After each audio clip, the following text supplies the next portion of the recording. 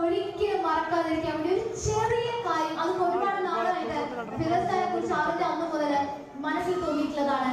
നമുക്ക് എല്ലാവർക്കും ദുബായെ പ്രതിനിധീകരിച്ചുകൊണ്ട്, ഇന്ത്യയെ പ്രതിനിധീകരിച്ചുകൊണ്ട് എഴുന്നേറ്റ് തന്നെ let us give him a grand salute please.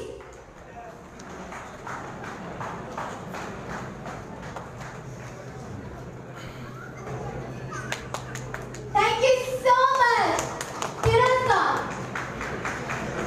അങ്ങയുടെ വാക്കുകൾ കേൾക്കാൻ വേണ്ടി എല്ലാവരും കാത്തിരിക്കുകയാണ്.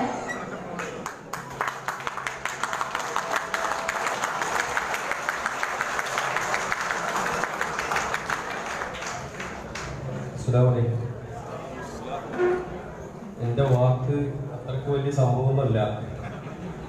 കാരണം ഈ ഓരോ ദിവസവും ഈ ഫേസ്ബുക്കിലൂടെ ഒന്നില്ലെങ്കിൽ ആരുടെയെങ്കിലും ഒക്കെ കേസുകൾ പറയും, അതല്ലെങ്കിൽ വെറുതെ എങ്കിലും ലൈവിൽ വന്ന് നിങ്ങളെ വെറുപ്പിച്ചുകൊണ്ടിരിക്കുന്ന ഒരാളാണ്. അതുകൊണ്ട് പ്രത്യേകിച്ച് ഒന്നും പറയാനൊന്നുമില്ല. പറയേണ്ടതൊക്കെ ഓരോ ദിവസങ്ങളിലായി വന്ന് എല്ലാവരും ഓൺലൈനിൽ വരും, നമ്മളിങ്ങനെ ലൈവിൽ വരും, നമ്മൾ അങ്ങോട്ടും ഇങ്ങോട്ടൊക്കെ പറയേണ്ട കാര്യങ്ങളൊക്കെ നമ്മൾ ചർച്ച ചെയ്യുന്നുണ്ട്. എന്താണെങ്കിലും ഇങ്ങനൊരു വേദിയിൽ നിങ്ങളോടൊക്കെ രണ്ടു വാക്ക് പറയുക എന്നുള്ളതാണ്. ഈ പട്ടാമ്പി എന്ന് പറയുമ്പോൾ പൊതുവെ ഇന്ത്യയിൽ തന്നെ അറിയപ്പെടുന്ന ഒരു സ്ഥലമാണ്. അത് എവിടെ പോയാലും പട്ടാമ്പിയുടേതായിട്ടുള്ള തനതായിട്ടുള്ള ഒരു വ്യക്തിമുദ്ര പല ഭാഗങ്ങളിലും പതിപ്പിച്ചിട്ടുണ്ട്. അത് രാഷ്ട്രീയത്തിലാണെങ്കിലും ശരി, കലയിലാണെങ്കിലും, കായിക ഇതിലാണെങ്കിലും ശരി, ഇനി ചാരിറ്റിയിലാണെങ്കിലും ഒക്കെ രാഷ്ട്രീയത്തില് ഇന്ത്യക്ക് നൽകിയ ഒരു വലിയ ഒരു മുതൽക്കൂട്ടാണ് എൻ്റെ പ്രിയപ്പെട്ട സുഹൃത്തും നിങ്ങളുടെയൊക്കെ നാട്ടിലെ ഷാഫി പറമ്പിൽ. അതുപോലെ തന്നെ ചാരിറ്റിക്ക് പട്ടാമ്പി നൽകിയ യുഎയിലെ ഏറ്റവും വലിയ ഒരു പ്രതിനിധി അത് നമ്മുടെ പ്രിയപ്പെട്ട നിസാർ പട്ടാമ്പി. അങ്ങനെ ഏത് മേഖല എടുത്തു നോക്കിയാലും അവിടെയൊക്കെ പട്ടാമ്പി അവരുടേതായിട്ടുള്ള ഒരു വ്യക്തിമുദ്ര അവിടെയൊക്കെ പതിപ്പിച്ചിട്ടുണ്ട്. എന്താണെങ്കിലും ഈ പട്ടാമ്പിക്കാരുടെ പരിപാടിയിൽ പങ്കെടുക്കാൻ സാധിച്ചതിൽ സന്തോഷമുണ്ട്. ഒരു പാലക്കാട്ടുകാരൻ എന്നുള്ള നിലയ്ക്ക് നമ്മളൊക്കെ ഒരേ ജില്ലക്കാരാണ്.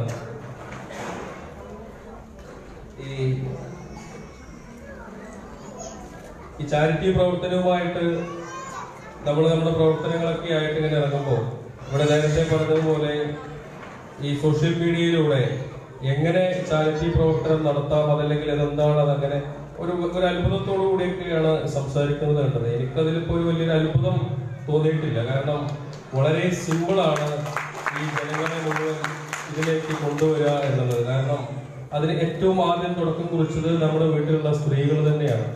അതായത് ഓരോ ആളുകളുടെ മനസ്സ് എങ്ങനെയാണ് എന്ന് നോക്കിയിട്ടാണ് അവരെ പതുക്കെ വലിച്ചതിനകത്തേക്ക് ഇട്ടത്. നമ്മളൊക്കെ സ്റ്റാർട്ടിങ്ങില് ഓരോ വീടുകളിലേക്കും പോകുമ്പോൾ ഒരു 7:30 കഴിഞ്ഞാൽ വീട്ടിലെ സ്ത്രീകളെ 7:30 മുതൽ 10 മണി വരെ ഒന്നിനും കിട്ടൂല. ഒക്കെ ടിവിയുടെ മുന്നിൽ സീരിയൽ കണ്ടുകൊണ്ടിരിക്കുന്നുണ്ടാവും. ഒരു ദിവസം സീരിയൽ കാണാൻ കഴിഞ്ഞില്ലെങ്കിൽ ശനിയും ഞായറും സീരിയൽ ഉണ്ടാവില്ല തോന്നുന്നു. വീട് മരിച്ച വീട് പോലെ ആയിരിക്കും അല്ലേ? അതേപോലെ തന്നെ ഈ മൊബൈല് വന്നതിന് ശേഷം എല്ലാ ആളുകളും മൊബൈലിലാണ്. നമ്മളൊരു വീട്ടിലേക്ക് കയറി ചെല്ലുമ്പോൾ തന്നെ വീട്ടിലെ ആളുകളൊക്കെ ഉണ്ടെങ്കിൽ അവരിങ്ങനെ മൊബൈലിൽ കളിച്ചുകൊണ്ടിരിക്കട്ടെ. നമ്മൾ കയറുമ്പോൾ മൊബൈലിൽ നോക്കുമ്പോൾ ചിരിക്കും, അസ്സലാമു അലൈക്കും, കഴിഞ്ഞു. പിന്നെ വീണ്ടും ആ മൊബൈലിൽ തന്നെയാണ്. ആ തല മുകളിലേക്ക് കൊടുക്കൂല. പിന്നെ നമ്മൾ വന്ന കാര്യം പറഞ്ഞാലും നമ്മൾ സംസാരിച്ചുകൊണ്ടിരിക്കും, മൂപ്പര് ഇങ്ങനെ മൊബൈലിൽ നോക്കിയിരിക്കണ്ടാണ്. അപ്പൊ ആ ഒരു രീതി, ഇതൊക്കെയാണ് നമുക്ക് ഈ ഒരു മേഖലയിലേക്ക് നമ്മളിങ്ങനെ ആലോചിച്ചത്. കാരണം ഫുൾ ടൈം എല്ലാവരും ഇതിനകത്താണ്. ഈ സിനിമ കാണുന്ന ആളുകളാണെങ്കിൽ പുതിയ പുതിയ സിനിമ ഡൗൺലോഡ് ചെയ്യുക, അതിരുന്ന് കണ്ടുകൊണ്ടേയിരിക്കുക. അവരുടെ ജോലി സമയം കഴിഞ്ഞാൽ സിനിമയിലായിരിക്കും. ചില ആളുകൾ എനി ടൈം ഫേസ്ബുക്കിൽ. പക്ഷെ എല്ലാ ആളുകളും ഫേസ്ബുക്കിൽ നോക്കാതിരിക്കില്ല. ഫേസ്ബുക്ക് ഇങ്ങനെ നോക്കിക്കൊണ്ടേയിരിക്കും, കണ്ടത് തന്നെ വീണ്ടും വീണ്ടും കാണും. അതുപോലെ തന്നെ വാട്സപ്പിലാണെങ്കിൽ വരുന്ന മെസ്സേജുകൾ മുഴുവൻ നമ്മൾ എടുത്ത് നോക്കിക്കൊണ്ടേയിരിക്കും. ഗെയിം കളിക്കുന്ന ആളുകളാണെങ്കിൽ, കുട്ടികളാണെങ്കിൽ അവരുടെ ഒഴിവ് സമയം കിട്ടുമ്പോൾ അവർ ഗെയിമിൽ ഇങ്ങനെ കളിച്ചുകൊണ്ടേയിരിക്കും. അപ്പൊ എല്ലാവരും ആ മൊബൈലിനകത്ത് അവരുടെ ഒഴിവ് സമയങ്ങളിൽ മൊബൈലിൽ ചെലവഴിക്കുന്ന ഒരു കാലഘട്ടത്തിലാണ് ഞാൻ നിങ്ങളൊക്കെ ജീവിക്കുന്നത്. അപ്പോ എല്ലാ മനുഷ്യരിലും പടച്ചോൻ നൽകിയിട്ടുള്ള ഒരു സംഭവമാണ് മനസ്സ്. ആ മനസ്സിനകത്ത് എല്ലാവർക്കും നന്മകളുണ്ട്.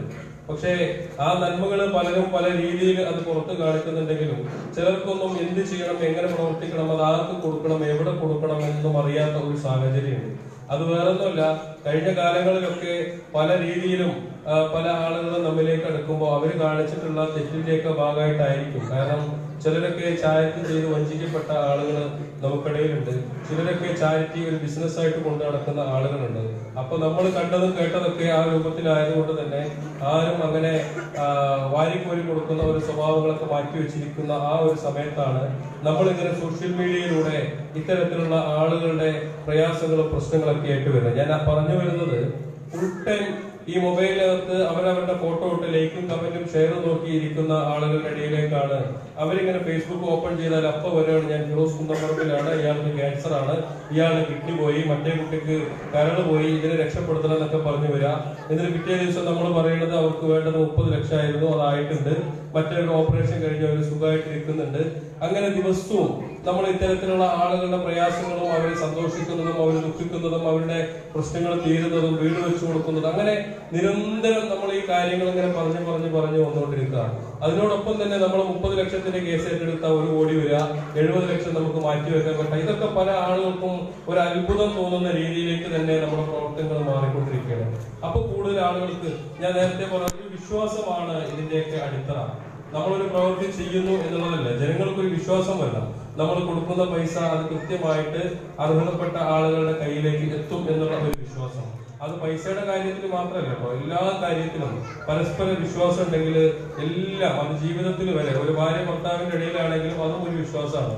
വിശ്വാസം ഉണ്ടെങ്കിൽ ദാമ്പത്യം വരെ മുന്നോട്ട് പോകും, അതല്ലെങ്കിൽ അവിടെയും നല്ലിപ്പിക്കും. അപ്പൊ എല്ലാത്തിന്റെയും കാരണം വിശ്വാസമാണ്.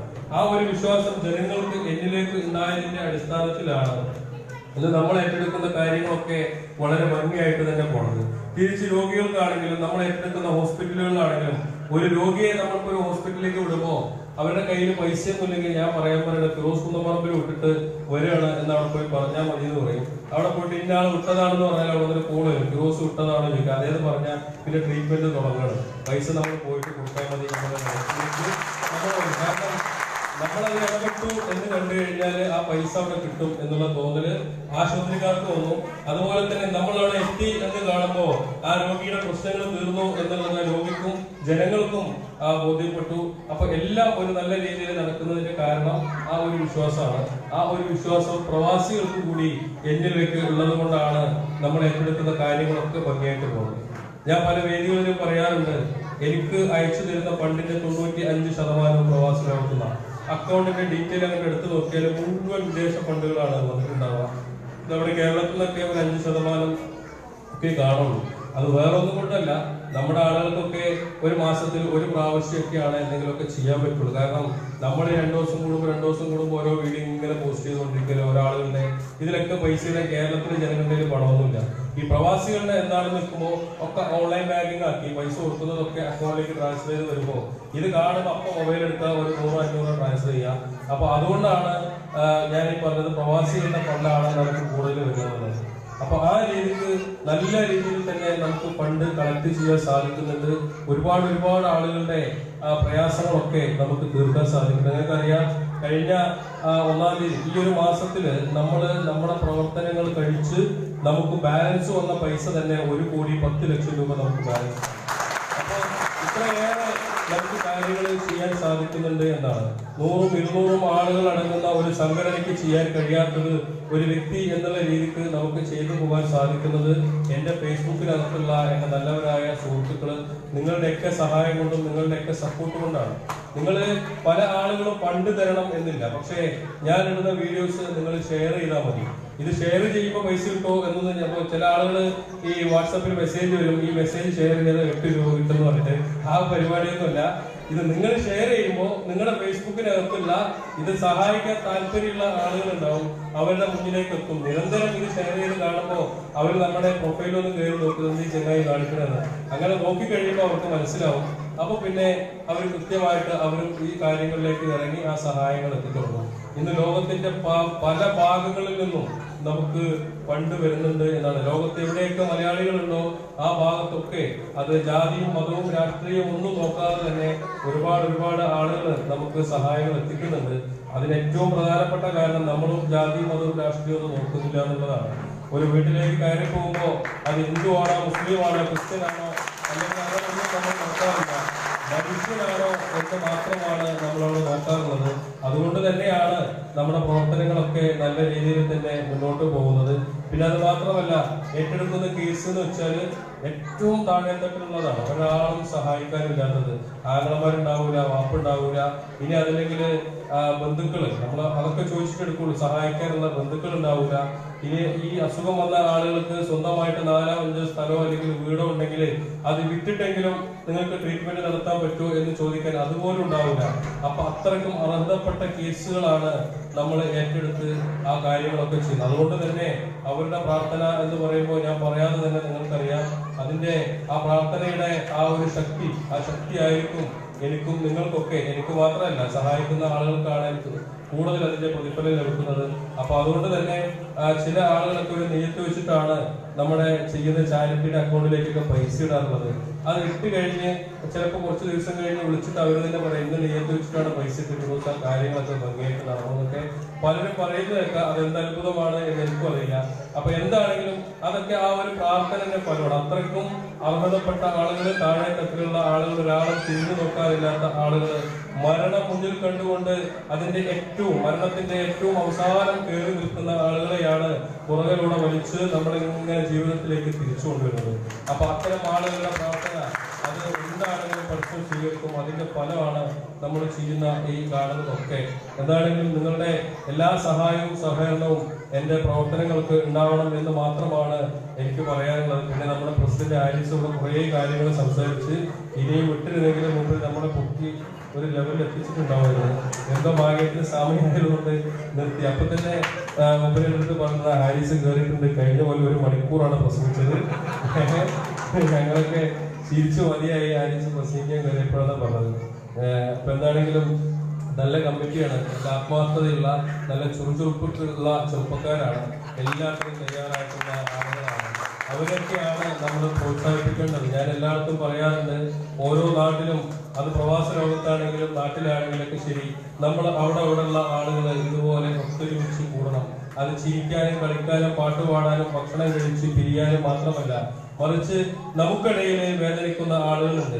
മക്കളുടെ വിവാഹത്തിന് വേണ്ടിയിട്ട്, അതല്ലെങ്കിൽ ഒരു വീട് വെക്കാൻ വേണ്ടിയിട്ട്, 2 സെന്റ് സ്ഥലം വാങ്ങിക്കാൻ വേണ്ടിയിട്ട്, അതല്ലെങ്കിൽ ഉമ്മാക്കോ വാപ്പാക്കോ ഭാര്യയ്ക്കൊക്കെ ക്യാൻസറോ കിഡ്നിയോ രോഗം വന്നിട്ട് വലിയുന്ന ആളുകളൊക്കെ നമുക്കിടയിലുണ്ട്.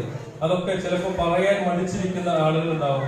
അത്തരം ആളുകളെയൊക്കെ കണ്ടെത്തി ആദ്യം നിങ്ങൾ ചെയ്യേണ്ടത് നിങ്ങളുടെ കൂട്ടത്തിലുള്ള ആളുകളുടെ പ്രശ്നങ്ങൾ പരിഹരിക്കുക എന്നുള്ളതാണ്. നിങ്ങൾ എല്ലാവരും അതിനൊന്ന് ആത്മാർത്ഥമായിട്ട് ശ്രമങ്ങൾ നടത്തുന്നത്. നമുക്കിടയിലുള്ള ആളുകളുടെ പ്രശ്നങ്ങൾ, ഒരു സംഘടന എന്ന് പറയുമ്പോൾ അങ്ങനെയാണ്. അത് അവനവന്റെ നാട്ടിലുള്ള സംഘടനയായിട്ട് നമ്മൾ രൂപപ്പെടുത്തി എടുത്തു കഴിയുമ്പോൾ ആദ്യം സംഘടനയ്ക്കുള്ളിലുള്ള പ്രശ്നങ്ങൾ നമ്മുടെ ഉള്ളിൽ, നമ്മുടെ കുടുംബം പോലെ എല്ലാ പ്രശ്നങ്ങളും നമുക്ക് തീർക്കാൻ കഴിയണം. ഞാനിത് പറയുന്നതിന് കാരണമുണ്ട്, ഞാൻ ആലത്തൂരുകാരനാണ്. എന്റെ ഭാഗത്തൊക്കെ ഇതുപോലത്തെ സംഘടന എന്ന് പറഞ്ഞൊരു സംഭവം ഇല്ല. അവിടെയൊക്കെ അവരൊക്കെ ഈ ഗൾഫിലൊക്കെ വന്നു കഴിഞ്ഞാൽ അവരവരുടെ കാര്യം നോക്കുക, തിന്നുക, കുടിക്കുക, വീട്ടിലേക്ക് വല്ലതും അയച്ചു കൊടുക്കുക, സ്ഥലം വിടുക. എന്നിട്ട് നാട്ടിൽ പോയാൽ വല്ലതും ഉണ്ടാവോ? അതും ഉണ്ടാവില്ല. 2 മാസം അവിടെ ഇരുന്നാൽ പട്ടിണിയായിട്ട് വീണ്ടും കയറി വീട്ടിൽ വരും. അപ്പൊ അങ്ങനെയൊക്കെയാണ് എന്റെ നാട്ടിലുള്ളത്. പാലക്കാടിനെ സംബന്ധിച്ചിടത്തോളം പാലക്കാടിന്റെ കിഴക്കൻ മേഖലയിലാണ്. കിഴക്കൻ മേഖല എന്ന് പറയുമ്പോൾ ചിറ്റൂര് ഈ കൊല്ലംകോട് ഏരിയയൊക്കെയാണ് ഞാനീ പറഞ്ഞത്. പക്ഷേ ഒറ്റപ്പാലം, പട്ടാമ്പി, മണ്ണാർക്കാട് ഭാഗത്തേക്ക് കടന്നു കഴിഞ്ഞാല് അവിടെയൊക്കെ ഈ പ്രവാസികൾ ഉണ്ടെങ്കിൽ ആ പ്രവാസികളൊക്കെ ഒറ്റക്കെട്ടായി അവരൊരു ടീം വർക്ക്, അത് രാഷ്ട്രീയപരമായിട്ടുള്ള ഒരു സംഘടനയുടെ കീഴിലാണെങ്കിലും ശരി, ഇനി അതല്ലാത്ത രീതിയിലാണെങ്കിലും ഒരു സംഘടനയായിട്ട് അവർ പ്രവർത്തിക്കുന്നത് കാണാം. അതുകൊണ്ട് തന്നെ ആ കാര്യം ഞാനിപ്പോ പല ഭാഗത്തും പോയി നോക്കാറുണ്ട്. നമ്മൾ പട്ടാമ്പിയിൽ ഒരു കേസാണ് പോയി ചെയ്യുന്നത് വെച്ചത് സാറേ. ആ പട്ടാമ്പിയിലെ കേസാണെങ്കിൽ അത് പ്രവാസികൾ അങ്ങനെ ഏറ്റെടുത്തിട്ടുണ്ട്. കാരണം ആ പട്ടാമ്പിയിലെ ഓരോ ആളുകളും വേറെ വേറെ ഓരോ പ്രവാസി സംഘടനകളുടെ കീഴിലുള്ള ആളുകളായിരിക്കും. ഇവരങ്ങോട്ടും ഇങ്ങോട്ടൊക്കെ അത് സംസാരിച്ചും പിടിച്ചിട്ടൊക്കെ അവിടെ നിന്നൊക്കെ കളക്ട് ചെയ്ത് ആ പ്രശ്നം വളരെ പെട്ടെന്ന് തീരുന്നതാണ്. നേരെ മറിച്ച് ആലത്തൂരിന്റെ ഒരു കേസാണെങ്കിൽ ആ നാട്ടിലെ ആൾ പോലും ആ വീഡിയോ ഷെയർ ചെയ്യില്ല. ആ ചെങ്ങായി എങ്ങനെ വിട്ടോട്ടെ, അതായത് അതൊരു പ്രത്യേക രീതിയിലുള്ള ഒരു ലൈഫായിട്ടാണ് അവർ മുന്നോട്ട് പോകുന്നത്. അപ്പോൾ എനിക്ക് ഇങ്ങനെയുള്ള സംഘടനകളെയൊക്കെ കാണുമ്പോൾ ഒരുപാട് സന്തോഷമുണ്ട്. എന്റെ നാട്ടിലും ഇതുപോലുള്ള വിദേശത്തൊക്കെ ജോലി ചെയ്യുന്ന ആളുകളോടൊക്കെ ഞാൻ പറയാറുണ്ട്, നിങ്ങൾ അവിടെ ഏതെങ്കിലുമൊക്കെ രാഷ്ട്രീയ സംഘടനയുടെ കീഴിലുള്ള സംഘടനയായാലും കുഴപ്പമില്ല, നിങ്ങൾ അവരായിട്ടൊക്കെ ചേർന്ന് പ്രവർത്തിക്കണം. അങ്ങനെ ചേർന്ന് പ്രവർത്തിക്കുന്നതുകൊണ്ട് ഒരുപാട് ഗുണങ്ങളുണ്ട്. ഇപ്പൊ ഞാൻ പറയാ, ഒരു വലിയൊരു സംഘടന, ആ സംഘടനയുടെ കീഴില് എന്റെ ആലത്തൂരിന്റെ കീഴില് ഒരു ചെറിയൊരു സംഘടന രൂപീകരിച്ചു, 4 ആളെ ഉള്ളൂന്ന് വെച്ചോ. പക്ഷെ ഈ സംഘടന എല്ലാ വർഷവും ഫണ്ട് കളക്ട് ചെയ്യുമ്പോൾ ഓരോ മണ്ഡലങ്ങളിലേക്കോ ഓരോ ഏരിയയിലേക്കോ മാറ്റി വെക്കുന്ന ഫണ്ടിന്റെ ഒരു വിഹിതം ഇവർക്കും കിട്ടും. ഈ കിട്ടുന്ന പൈസ സ്വന്തം നാട്ടിലെ രോഗികൾക്കോ അതല്ലെങ്കിൽ മറ്റുള്ള ആളുകൾക്കോ അയച്ചു കൊടുക്കാൻ പറ്റും. പക്ഷെ അതിനു പോലും കൂട്ടാക്കാതെ ജീവിതത്തിൽ ഒരു സംഘടനയുടെ മീറ്റിങ്ങിന് ഇരിക്കാൻ മടി, അതല്ലെങ്കിൽ അവരുടെ പ്രവർത്തനങ്ങളിൽ ഒന്ന് ചേർന്ന് പ്രവർത്തിക്കാൻ മടി, അങ്ങനെ എല്ലാത്തിനും മടിമ കാണിച്ചിട്ട് അവരവരുടെ സുഖവും സന്തോഷവും മാത്രം തേടി നടക്കുന്ന ആളുകളായി മാറുമ്പോഴാണ് ഈ പ്രശ്നങ്ങളൊക്കെ ഉണ്ടാവുന്നത്. എന്താണെങ്കിൽ ഇങ്ങനെ ഒരു സംഘടന കാണുമ്പോൾ ഒരുപാട് സന്തോഷമുണ്ട്. ഇതിങ്ങനെ നിലനിന്ന് പോകണം. ഇത് നമ്മുടെ നാടിന് ആവശ്യമാണ്. ഇപ്പൊ നിസാറ് പറഞ്ഞു ഞാൻ അവിടെ ഒരു ഡയാലിസിസ് സെന്റർ തുടങ്ങാൻ പോകണം. നിസാറിന് അത് 100%, 30% അത് വിജയിച്ചു എന്നുള്ളതാണ്. ഇതിന്റെ കാര്യമൊക്കെ വളരെ സിമ്പിളായിട്ട് നടക്കും. കാരണം നിന്റെ കുടുംബത്തിലുള്ള ആളുകൾക്ക് ഡയാലിസിസ് ചെയ്യാമെന്നല്ലോ, ഈ ഇരിക്കുന്ന ആരുടെയൊക്കെ ആളുകൾ അവിടെ വരും എന്നുള്ളത് ആർക്കും പറയാൻ കഴിയില്ല. അതങ്ങനെ വരാതിരിക്കട്ടെ. അങ്ങനെ വരികയാണെങ്കിൽ തന്നെ നിങ്ങൾ ആരൊക്കെ അവിടെ എത്തിപ്പെടും, അതല്ലെങ്കിൽ നമ്മുടെ കുടുംബത്തിൽ ആർക്കൊക്കെ കിട്ടി രോഗികളായോ അല്ലെങ്കിൽ ആർക്കൊക്കെ അത് ഉപകാരപ്പെടും എന്ന് ആർക്കും പറയാൻ കഴിയില്ല. കാരണം അത് നമ്മൾക്ക് ഓരോരുത്തർക്കും വേണ്ട ഒരു സ്ഥാപനമാണ് എന്ന് മനസ്സിൽ കണക്കാക്കണം. അത് കണക്കാക്കണം എന്ന് പറയുന്നത് വേറൊന്നുമില്ല, ഇന്നത്തെ ഭക്ഷണ സാഹചര്യങ്ങളൊക്കെ അങ്ങനെയാണ്. എപ്പോ ആർക്ക് എന്ത് എന്നൊന്നും പറയാൻ കഴിയില്ല. അപ്പോ നിസാർ തുടങ്ങാൻ പോകുന്ന ഡയാലിസിസ് സെന്ററിനെ 100% വിജയിപ്പിക്കേണ്ടത് നിങ്ങളുടെ ഉത്തരവാദിത്തമാണ്. അതവിടെ വരുമ്പോ ഒരുപാട് ആളുകൾക്ക് അത് പ്രയോജനപ്പെടും. ഒരു ഡയാലിസിസ് ചെയ്യുന്ന ഒരു രോഗിയുടെ അവസ്ഥയൊക്കെ പറഞ്ഞറിയിക്കാൻ കഴിയാത്തതാണ്. ഒരു 3 ദിവസം പനി പിടിച്ച് കിടന്നാല് ഞാനൊക്കെ തോന്നിയിട്ടുണ്ട്, നല്ലോണം പനി പിടിച്ച് കിടന്നാലൊന്ന് മരിച്ചു കിട്ടിയാൽ മതി തോന്നിയില്ല. കാരണം അമ്മാതിരി ക്ഷീണമായിരിക്കും സാറേ. അപ്പോ ഡയാലിസിസ് തെറ്റിക്കഴിഞ്ഞാല് ആ രോഗിയെ ഒന്ന് നിങ്ങൾ കാണണം. അവന്റെ കൈയും കാലൊക്കെ നീരെടുത്തിട്ട് തലയൊന്നും പൊക്കാൻ കഴിയാതെ വല്ലാത്ത ഒരവസ്ഥയിലാണ് ഒരു ഡയാലിസിസ് രോഗി. ഞാൻ കഴിഞ്ഞ ദിവസം ഒരു പാലിയേറ്റീവ് കെയറിന്റെ പരിപാടിക്ക് പോയപ്പോ അവിടെ ഒരാൾ എന്നെ വിളിച്ചിട്ട് ഡയാലിസിസ് തെറ്റി 1400 ഉറുപ്പിക ഇല്ലാതെ ഇരിക്കണ്, ഒരു വഴിയില്ലാന്ന് പറഞ്ഞു. ഒരുമിപ്പിച്ച് അടുപ്പിച്ച ഒരു വലിയൊരു ഇൻസിഡന്റ് ആണ്. അപ്പൊ അതിലേക്ക് ഒരുപാട് പ്രവാസികൾ കോൺട്രിബ്യൂട്ട് ചെയ്തു. അങ്ങനെ ഒരു 3-4 വിശിഷ്ട അതിഥികൾ അവരുടെ കോൺട്രിബ്യൂഷൻ ടുവേർഡ്സ് കേരള ഫ്ലാഗ് അവരെ നമ്മൾ ആദരിക്കണം എന്ന് എമിറേറ്റ് പട്ടാഭിക്കാർ തീരുമാനിച്ചു. അപ്പൊ ആ 4 പേരെയും വേദിയിലേക്ക് സ്നേഹപൂർവ്വം ക്ഷണിക്കാൻ പോവാണ് ആദരിക്കുന്നതിന് വേണ്ടി. അവരെ ആദരിക്കാൻ നമ്മുടെ പ്രിയപ്പെട്ട ഫിറോസ്കാരെ വേദിയിലേക്ക് ക്ഷണിക്കുകയാണ്. ആദ്യം ഹുസൈൻ തട്ടത്താഴത്ത്. അദ്ദേഹം പട്ടാമ്പിയിലെ അറിയപ്പെടുന്ന ഒരു സോഷ്യൽ വർക്കറാണ്. അദ്ദേഹത്തെ സ്നേഹപൂർവ്വം വേദിയിലേക്ക് സ്വാഗതം ചെയ്യുന്നു.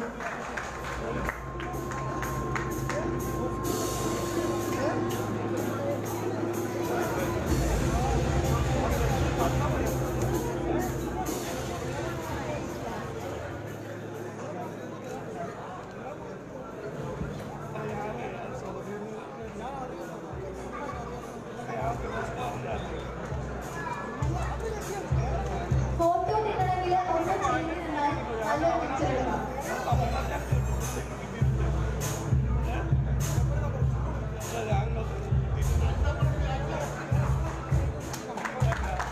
പട്ടാമ്പിയിലെ മറ്റൊരു മികച്ച സൗമ്യ പ്രവർത്തനം കാഴ്ചവെച്ച ഒരു വ്യക്തിയാണ് മുരളീധരൻ പട്ടാമ്പി. അദ്ദേഹത്തെ വേദിയിലേക്ക് സ്നേഹപൂർവ്വം സ്വാഗതം ചെയ്യുന്നു.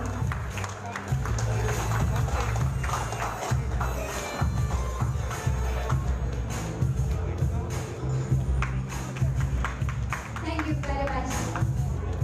എമിറേറ്റ് പട്ടാമ്പിയുടെ തന്നെ സ്വന്തം മെമ്പേഴ്സ് ആയിട്ടുള്ള ജാബിർ സി അദ്ദേഹത്തെ വേദിയിലേക്ക് ഈ ഒരു സ്നേഹം ഏറ്റുവാങ്ങുവാൻ സ്വാഗതം ചെയ്യുകയാണ്.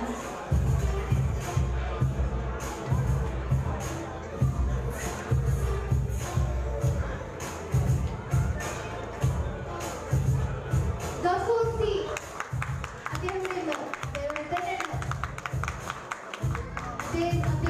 contribution towards Kerala flag is remarkable. Thank you very much. Gafur ji അദ്ദേഹത്തോടെ ഉണ്ട്. കൈയടി ഒന്ന് പോരാ.